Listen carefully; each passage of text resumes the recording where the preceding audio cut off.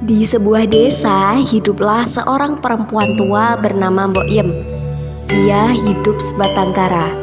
Mbok Yem ingin sekali memiliki seorang anak agar kelak dapat merawat dirinya yang sudah mulai tua. Namun, itu semua mustahil karena ia tidak memiliki seorang suami. Setiap harinya Mbok Yem pergi ke hutan untuk mencari kayu bakar. Pada suatu hari di tengah hutan, ia bertemu dengan seorang raksasa yang sangat menyeramkan. Tubuh raksasa itu lebih tinggi dari pohon. Mbok Yem tak dapat berkata apapun, ia hanya terdiam. Badannya gemetar hebat karena ketakutan. Hei perempuan tua, jangan takut. Aku tak akan memakanmu. Lagi pula dagingmu sudah tak enak. Benarkah itu Tuan Raksasa? Lalu apa yang kau inginkan dariku? Aku tahu apa yang kau inginkan. Kau ingin seorang anak untuk menemani masa tuamu kan? Aku akan membantumu, tapi dengan satu syarat. Satu syarat. Aku akan melakukan apapun demi mendapatkan seorang anak. Memang manusia sangatlah serakah. Baiklah, aku akan memberikan biji mentimun ini. Tanamlah dan rawatlah sebaik mungkin. Ketika biji mentimun ini sudah matang, kamu akan mendapatkan seorang anak. Rawatlah anak itu, dan saat umurnya sudah 17 tahun, aku akan mengambilnya untuk kujadikan mangsaku. Baiklah, aku akan melakukannya. Keesokan harinya Mbok Yem pergi ke ladang untuk menanam biji mentimun yang telah ia dapatkan dari raksasa. Ia menanamnya dengan penuh harap dan kasih sayang.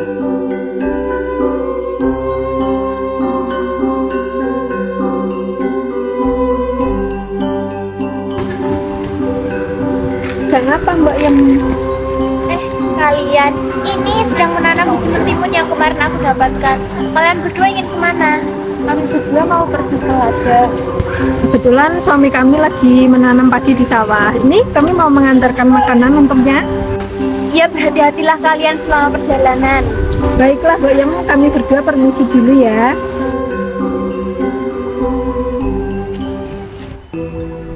Hari demi hari, bulan demi bulan berlalu.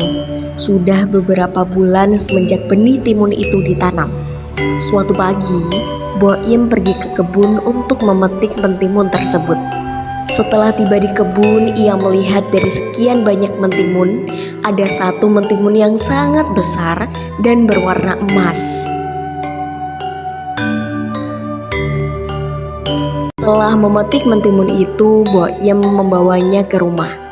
Setibanya di rumah, Mbok Yem langsung meletakkan mentimun tersebut di atas meja dan membelahnya dengan sangat hati-hati. Setelah itu Mbok Yem sangat terkejut karena di dalamnya terdapat bayi perempuan yang sangat cantik. Aku akan memberi nama Timun Mas. Mas tumbuh menjadi seorang gadis yang sangat baik hati dan cantik jelita. Timun Mas selalu membantu ibunya untuk mencari kayu bakar. Atas kebaikan Timun Mas, Mbok Yem tidak rela untuk kehilangannya yang akan menjadi santapan raksasa. Ketika genap berumur 17 tahun, Mbok Yem memerintahkan Timun Mas untuk bersembunyi dari raksasa. Hai perempuan tua, aku datang kembali untuk menagih janjimu. Cepat, serahkan anak perempuanmu itu. Dia sedang mandi di kali, Tuan Raksasa. Dia sangat bau. Kau tidak akan suka memakannya. Baiklah, akan kuberi 1 minggu lagi. Tapi jika kau tidak menyerahkan anak perempuanmu padaku, maka aku akan menghancurkan rumahmu. Ibu, jangan sedih. Relakan aku menjadi santapan raksasa itu. Tidak, anakku. Ibu tidak akan membiarkanmu menjadi mangsa raksasa jahat itu. Ibu akan melakukan apapun untuk menyelamatkanmu. Anakku, Ibu akan pergi ke hutan untuk menemui seorang peramal yang akan menyelamatkan kita. Tapi Ibu, di tengah hutan sangatlah berbahaya. Biarlah aku ikut bersamamu. Jangan nak, biarkan ibu saja yang pergi ke hutan.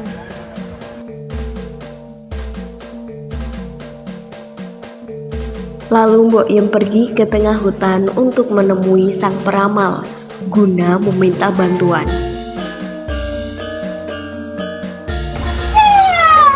Aku tahu apa yang kamu inginkan.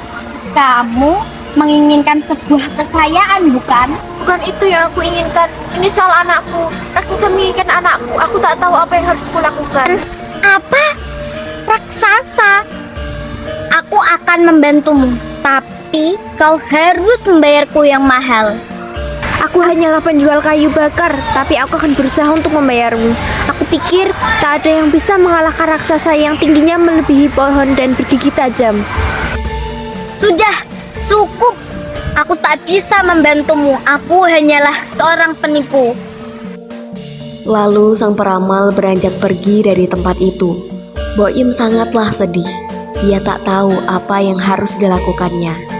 Ketika perjalanan pulang, ia merasa lelah. Mbok Yem beristirahat di bawah pohon sejenak, lalu bermimpi. Mbok Yem, aku akan membantumu dan Timun Mas untuk mengalahkan raksasa.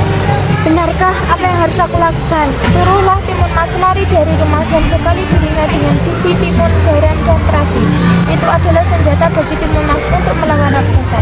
Lemparkanlah satu persatu pada raksasa saat Timun Mas berada dalam bahaya.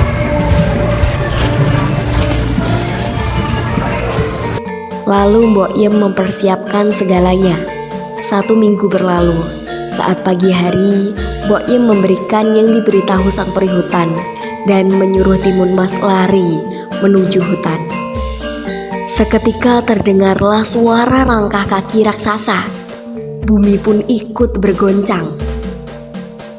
Kemudian Mbok Yem menyuruh Timun Mas untuk segera pergi dari rumah. Timun Mas segera lari menuju hutan. Raksasa pun terus mengejarnya.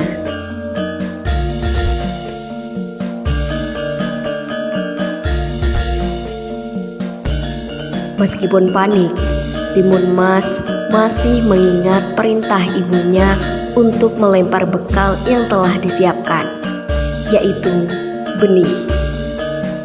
Raksasa pun terjebak, tak bisa keluar. Di tengah hutan, Timun Mas bingung ingin berlari kemana.